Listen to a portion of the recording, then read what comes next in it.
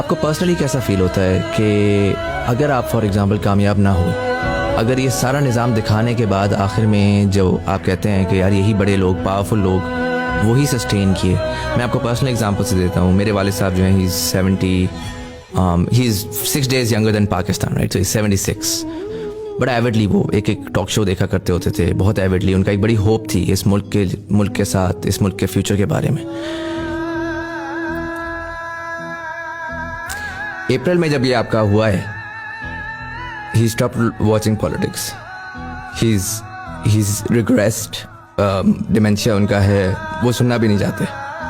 میں نے دیکھا ہے کہ ان کی ہوپ گئی ہے تو اس کے ساتھ ان کی کس حد تک وہ ریگریس کی ہیں. اگر آپ کامیاب نہیں ہوئے، اگر آپ جو ہے وہ نہیں سیو کر سکے، تو جو وہ تمام لوگ ہیں جنہوں نے امیدیں لگائی تھیں، جنہوں نے یہ محنت کی تھی، یہ ہوپ کیا تھا کہ یار اس ملک کے اندر ہم کچھ نکال سکتے ہیں، ان کا کیا ہوگا؟ How do you feel about that? دیکھیں، میں آپ کو ایک بات بتاتا ہوں. پہلے تو آپ اگر انسان کی تاریخ پڑھیں نا، تو وہ بڑا واضح ہے کہ قوموں کی زندگی میں اونچ نیچ ہوتی ہے.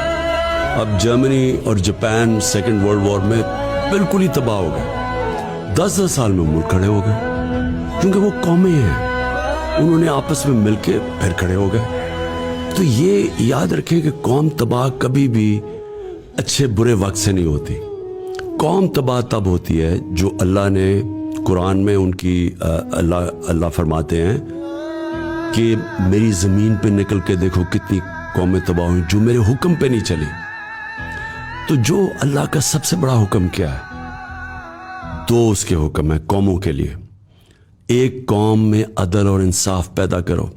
حضرت علی کا قول ہے کفر کا نظام چل جائے گا لیکن ناانصافی کا نظام نہیں چل سکتا.